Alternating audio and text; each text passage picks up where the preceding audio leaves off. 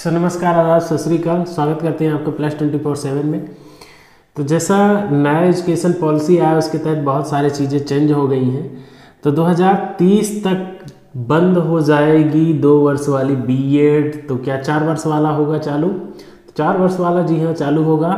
तो 2024 में हम क्या करें, बीएड करें या डीएड, क्या रहेगा उचित? ठीक है, तो एकदम से बेहतरीन ढंग से जानते हैं।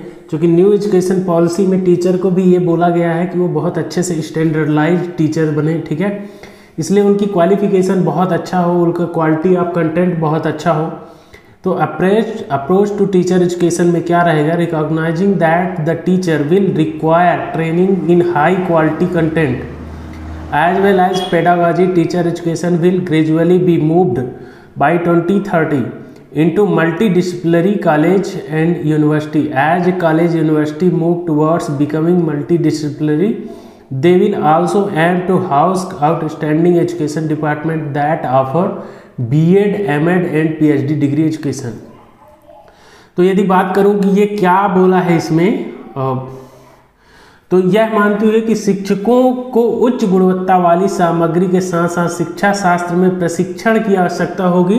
शिक्षा को धीरे धीरे 2030 तक बहुविषयक कॉलेजों और विश्वविद्यालयों में स्थानांतरित किया जाएगा। जैसे जैसे कॉलेज और बहुविद्यालय बहुविषयक बनते जाएंगे, आगे बढ़ता जाएगा, उनका लक्ष्य ऐसे उत्कृष्ट शिक्षा विभाग स्थापित करना भी होगा जो बीएड, डीएड, पीएचडी प्रदान करते हैं। तो बात करते हैं कि नई एजुकेशन पॉलिसी में फर्स्ट क्या रहेगा। ठीक है, तो by 2030 the minimum degree qualification for teaching will be 4 year integrated BEd degree that teach a range of knowledge contents of pedagogy includes strong participate training in form outstanding teaching at local school. The 2 year BEd programmes will also be offered by the same multidisciplinary institution offering the 4 year integrated BEd programme. तो ऐसा नहीं है भैया कि 2 वर्ष वाला BEd बंद हो जाएगा।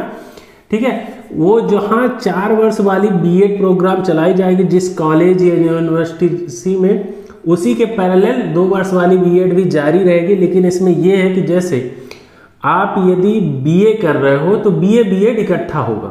ठीक है, मतलब 3 वर्ष का आपका बीए ग्रेजुएशन हो गया और 1 वर्ष का आपका बीएड, एक साथ में ही बीए बीएड हो जाएगा, बीएससी बीएड हो जाएगा। ये प्रोग्राम है। ठीक है, अब बात करते हैं कि क्या बीएड करना चाहिए, डीएड करना चाहिए।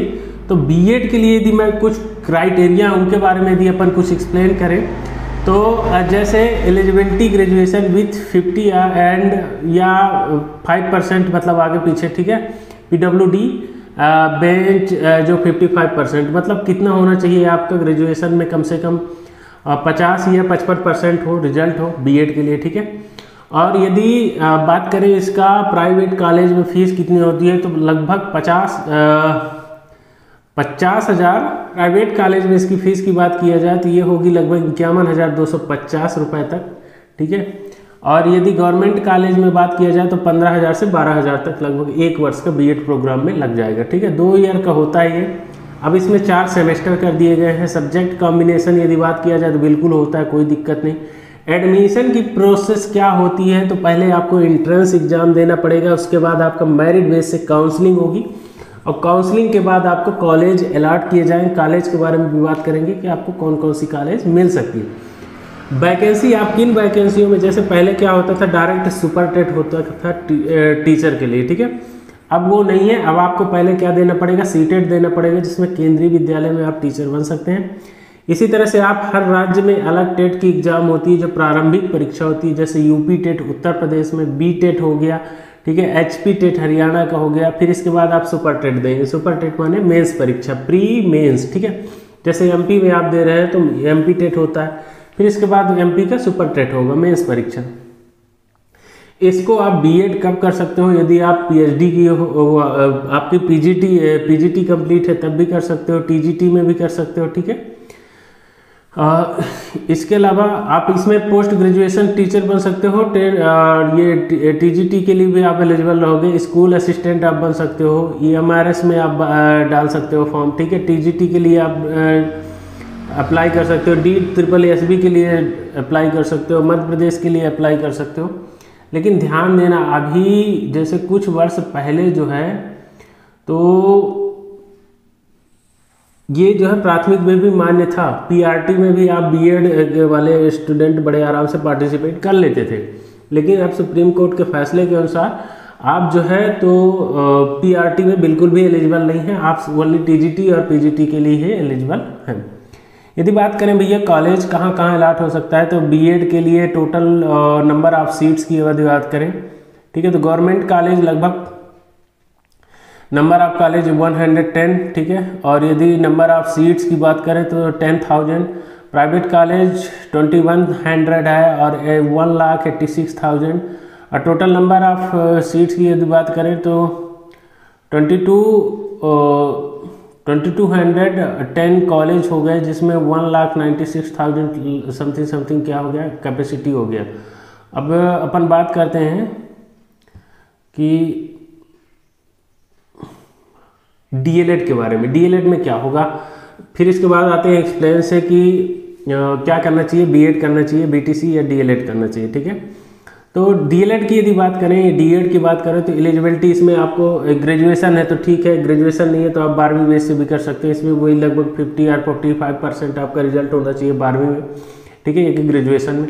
फीस की बात करें तो लगभग नहीं तो यदि प्राइवेट कॉलेज की बात करें तो 35,000 रुपये से 41,000 तक आपको लग सकता है, गवर्नमेंट कॉलेज में 10,600 डाइट के माध्यम से हो जाता है। डाइट एक कॉलेज होती है जिसमें स्पेशल टीचर एजुकेशन ट्रेनिंग दिया जाता है, ठीक है।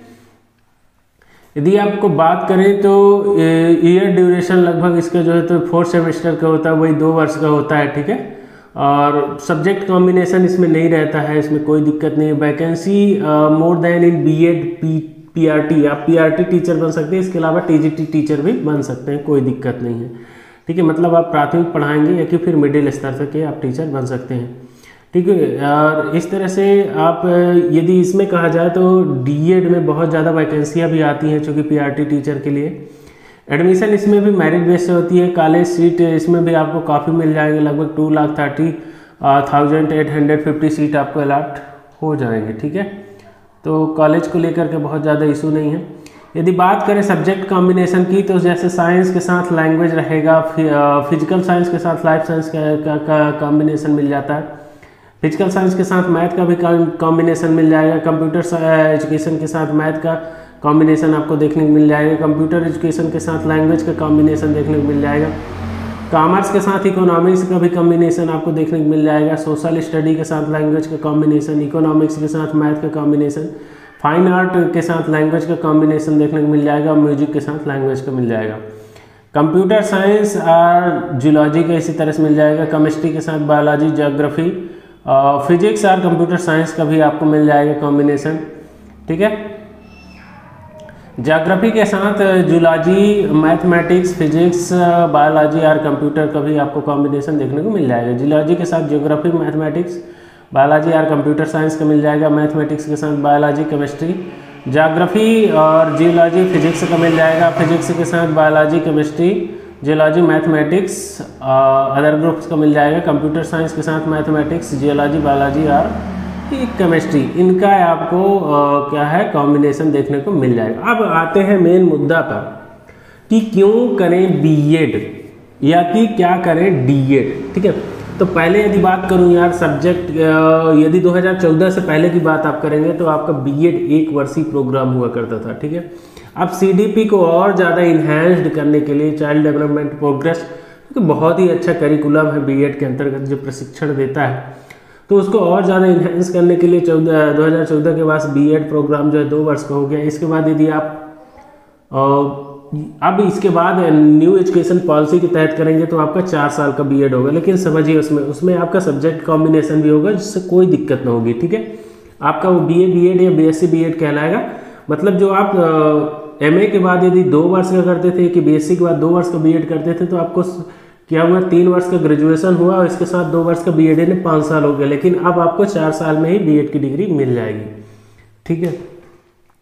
तो देखिए बीएड करने का मेन ये है कि यदि आप ये चाहते हैं कि आप बड़े स्कूलों में पढ़ाएं, ठीक है, तो बड़े बच्चों को पढ़ाएं, बड़े छात्रों को पढ़ाएं, तो उसके लिए आपको higher education upper class teaching का भी मौका मिलेगा, कोई दिक्कत नहीं है, ठीक है। आप PhD रिसर्च भी कर सकते हैं, सेंट्रल लेवल पर आपको जॉब मिलेगी, स्टेट लेवल पे भी जॉब मिल जाएगी, ठीक है।